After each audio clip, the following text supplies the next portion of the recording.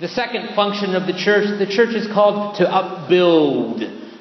That means that when we've gathered in, we build you up through preaching and teaching and worship, Christian education, confirmation, the whole range of spiritual practices. The third and the final function of the church, probably the most important, maybe, is that the church is called to send. To send. The church is called by God to send. So there's gathering, upbuilding, and sending. And I heard this at a lecture a few years ago, and I was able to memorize those concepts because the first three letters of gathering, upbuilding, and send is Gus. Just the name of my son. I use simple methods sometimes. Gathering, upbuilding, and sending out. That is what today's topic of discipleship is about. Being sent, going forth, preaching, teaching, and healing, and living the gospel as disciples of Jesus. We, as followers of Jesus, as the church, we are called by God in Bart's framework to gather, to upbuild, and to send out.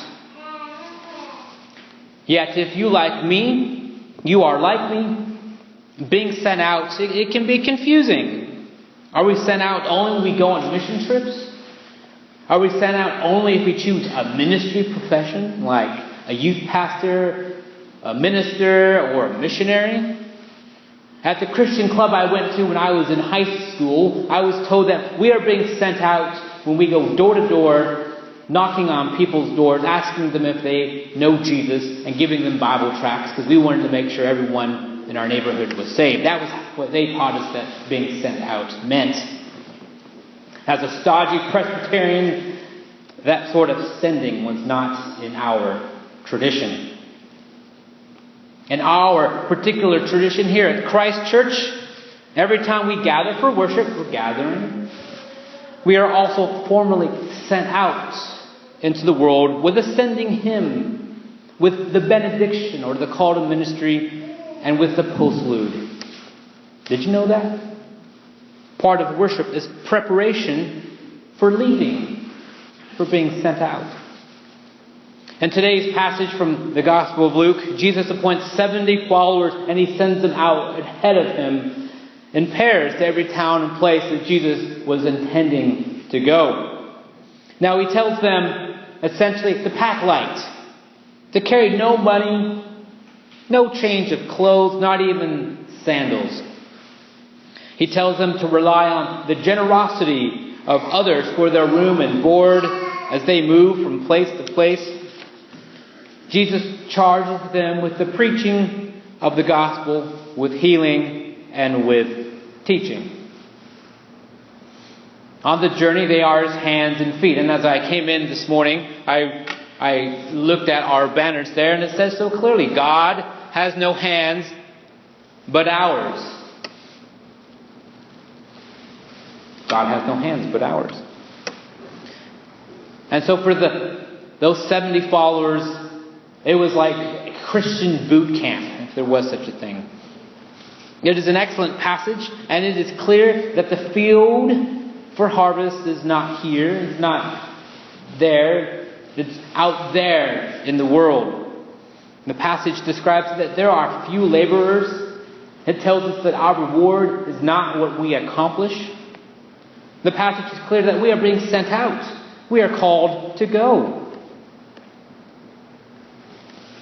As I reflect 2,000 years later, I ask this question to myself. Are we called to go in the same sort of manner as the 70 followers? Are we called to wander from town to town with nothing but our clothes and hopes that we'll be housed and fed? Does that sort of mission even make sense in today's world? I remember a time when I was in high school with the feeling of being sent out when I went to Montreat, where I'll be going next week. Now, the Montreat Youth Conference is an opportunity for holy encounters with God. It is a special time of worship, play, friendship, small groups, and transformation. I would not be who I am today, and I would not be in this vocation if not for my experiences at the Montreat Youth Conference during high school. However, this is not a sermon about my experiences at Montreat, but a sermon about being sent out. So, I will tell you this. As I packed for Montreat when I was in high school, for some strange reason, now if you knew me, you might think that's not so strange, that's kind of Ryan's what he does. I would take a picture of my room. I would take a picture of all the stuff that I had packed for the week-long trip. Now, I'm not sure why I did that. It was before digital cameras, and I had limited frames of my film. Maybe I just wanted to know, what did I take that year? And I can tell you. I'm not going to tell you because you would be bored. I went 5 times in all as a youth to Montreat, starting with my entering freshman year and ending as a graduated senior in high school. Now I can pull out all the pictures of the night when I packed all my gear for each of the years that I went. And now, when I was a freshman, I packed my pillow, my clothes, toiletries, and some snacks. I remember blow pops and diet Dr. Pepper. I don't know why Dad got me diet. I don't drink diet Dr. Pepper. I don't drink diet anything. And I also packed my Walkman. Now, for some of you who may not know, looking at you, Russell, a Walkman was a precursor to iPods and MP3 players. It allowed you to listen to your music with headphones, with a tape. It was great. 4 years later, as a graduating senior, I packed all the same things I did as a freshman, only with more snacks. My CD player, CDs moved up in the world, all of my CDs, lots of film, my yearbook, and other assorted sundries. You see, I wanted to be prepared in case I wanted to listen to a particular song, eat certain snacks, take lots of pictures, or have people sign my yearbook. I was packed and ready to go. This coming Sunday, as luck would have it, my family, myself, and Ken Weidiger, we are going to leave for the Montreat Youth Conference. Ken and I will be engaging in a full range of youth ministry while participating as small group leaders to a group of 25 or 30 youth. As an adult, I have gone back over the past 2 decades as a leader to Montreat. And I can tell you with 100% certainty that when I take my family, my children, and my wife, we pack more things than I ever did as a senior in high school. Thank God for iPhones. I can take my entire music collection in my phone. And of course, there's no need for film because I have a digital camera in my phone. However, I now have to take baby gear such as diapers, strollers, pack and plays, along with an assortment of children's books, toys, and snacks. Now, we have a small SUV, but I feel that we should just hook up a trailer just to get all of our stuff down to North Carolina for 1 week. Thank God Ken's going with us. We will have him take some of our stuff. He does not know that yet. We will graciously ask him. Yet if someone came up and said, Ryan, what do you think you need most for your journey to Montreat or anywhere, like a mission trip? What do you think I would say? I would say, I think the answer is that I need trust the most. That is what I need the most. The stuff I have, it gives me comfort. And some of it, like toothpaste and deodorant, it helps me to make new friends. But when I read the passage for today, what I see happening is that Jesus' followers are being sent out with trust. They trust God. They take hardly anything, not because they are trying to win a competition of who can get by with the least amount of stuff, but because by doing so, they have to rely on, they have to trust in God. Jesus even says that the world out there may or may not provide for their needs. The world out there may or may not receive his followers with grace and hospitality. For the 70 being sent out, it is also about trust, about faith that God ultimately will provide, sometimes in unexpected ways. But I have encountered God most powerfully in a place like Montreat. It was never because of the stuff I packed. It began with my willingness to trust God. Sometimes when we are sent off, we go off like a rocket, excited and passionate about God's mission. Sometimes we are sent reluctantly. Just look at Moses, who was very dispassionate at first about being called by God to lead his people, the Hebrews, from slavery. Or look at Jonah. You know, the prophet swallowed by a giant fish. He literally ran the opposite direction from God when God was sending him out.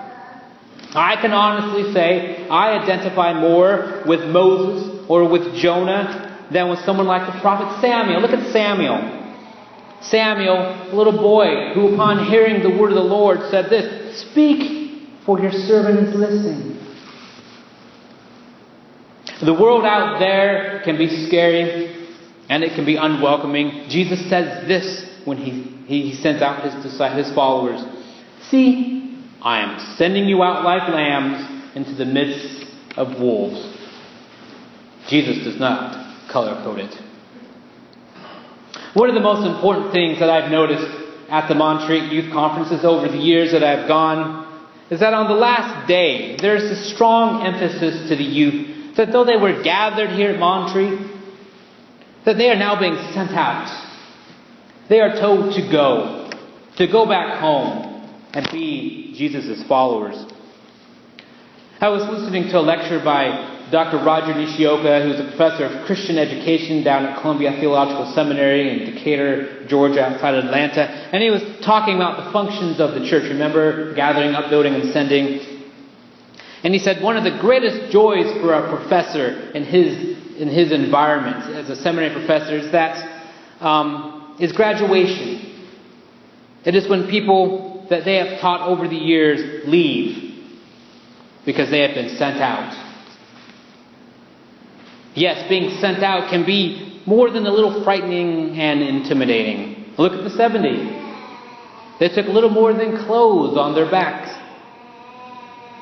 And being sent is a movement towards vulnerability, where we ultimately have to put our trust in God and in the understanding that God will provide.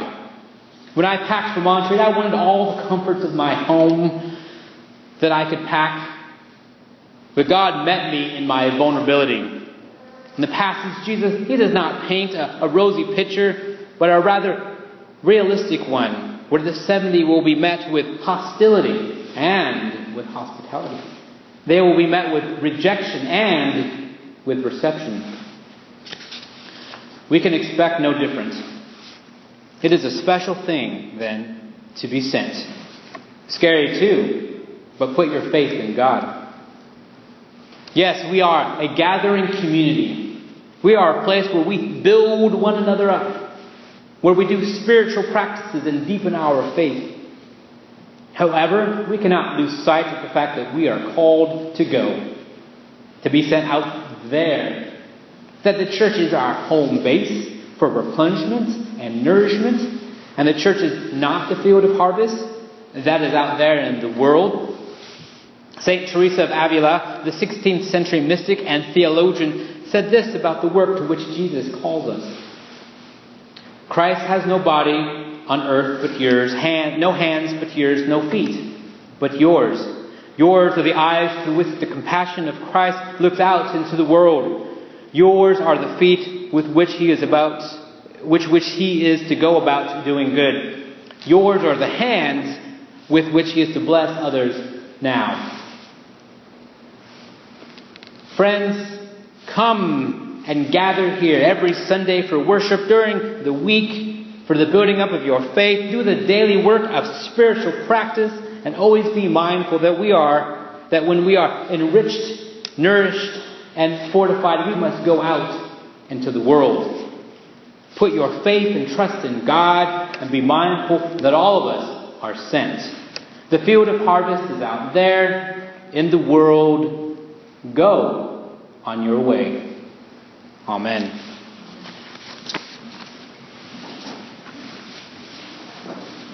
Let us join our voices together. Lord, speak to me that I may speak.